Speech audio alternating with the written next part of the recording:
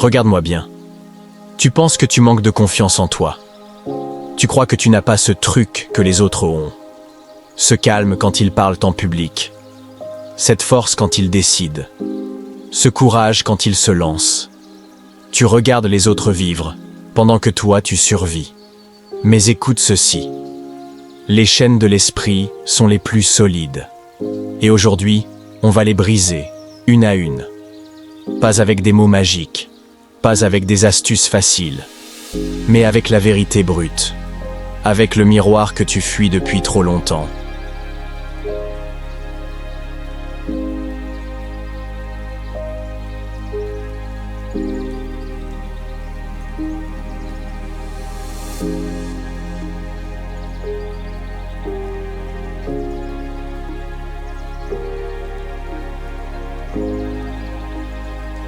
D'où vient ton manque de confiance?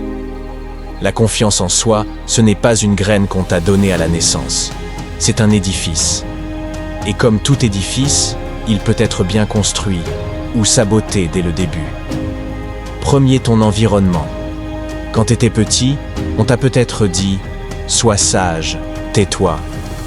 Ne fais pas ça, tu vas te ridiculiser. » Regarde ton cousin, lui au moins il est sérieux. Et toi, comme une éponge, t'as tout absorbé. Tu n'as pas grandi avec de la confiance. Tu as grandi avec de la peur de décevoir. Victor Hugo disait « L'enfance, c'est l'ombre qui précède la lumière. » Mais parfois, l'ombre s'étire, et certains ne voient jamais la lumière s'allumer en eux. 2. Les humiliations silencieuses. Tu te souviens de ce moment au lycée où t'as voulu répondre, mais les autres ont ri? Ou ce jour où t'as essayé de t'habiller différemment et on t'a traité de bizarre? Chaque moment comme ça, c'est une brique de moins dans ton édifice. Et à force, tu ne construis plus rien. Tu fais semblant. Tu portes un masque. 3. Les réseaux sociaux. Tu regardes des gens réussir sans savoir ce qu'ils ont traversé. Tu vois la photo du mec avec son diplôme. Tu ne vois pas ses nuits blanches, ses crises d'angoisse, ses échecs. Tu vois la fille avec un corps parfait. Tu ne vois pas qu'elle se bat tous les jours contre ses complexes. Et toi, tu te compares à un résultat final, alors que tu n'as même pas encore commencé ton chemin.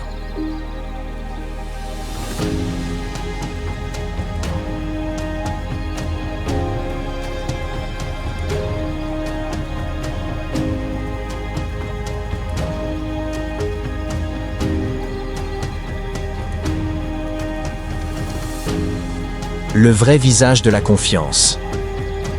La confiance, ce n'est pas parler fort, ce n'est pas être beau, ce n'est pas être parfait, c'est oser même quand tu trembles.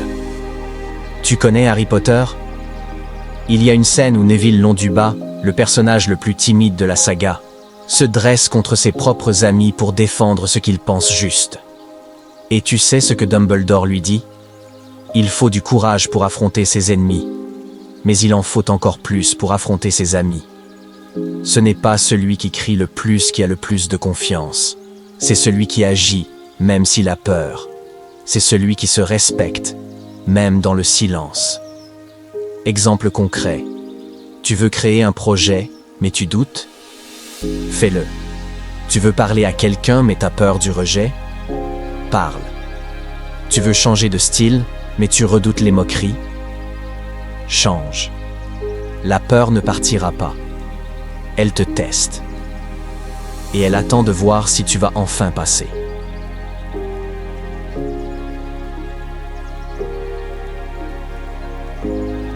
Les 6 clés pour reconstruire ta confiance. 1. Petite victoire quotidienne. Tu veux grimper une montagne? Commence par des collines. Fais ton lit. Lève-toi à l'heure. Termine ce que tu commences. Chaque petite victoire envoie un message à ton cerveau. Je tiens mes promesses. Et ce message vaut de l'or. 2. Affronte une peur chaque semaine. Tu as peur de prendre la parole? Parle. Peur de poster une vidéo? Poste. Peur d'aller seul à un événement? Vas-y. Tout ce que tu veux est de l'autre côté de ta peur. Georges Adair, 3e. Réécris ton histoire. Prends une feuille.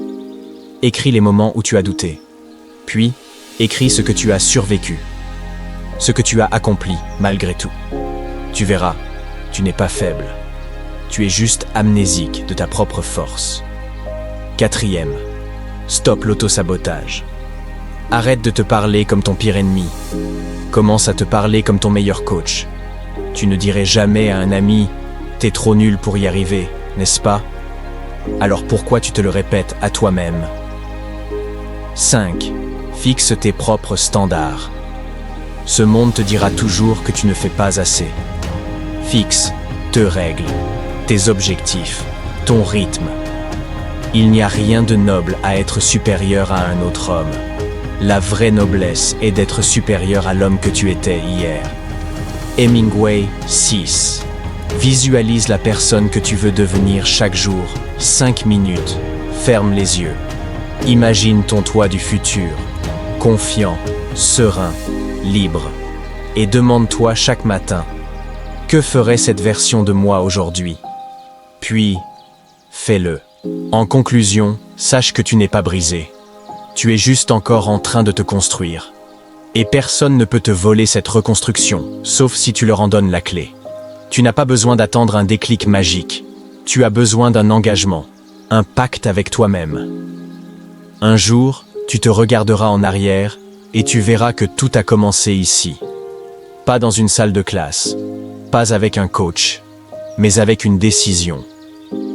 Et le jour vint où le risque de rester à l'étroit dans un bourgeon fut plus douloureux que le risque d'éclore. Anaïs Nin, c'est ton moment.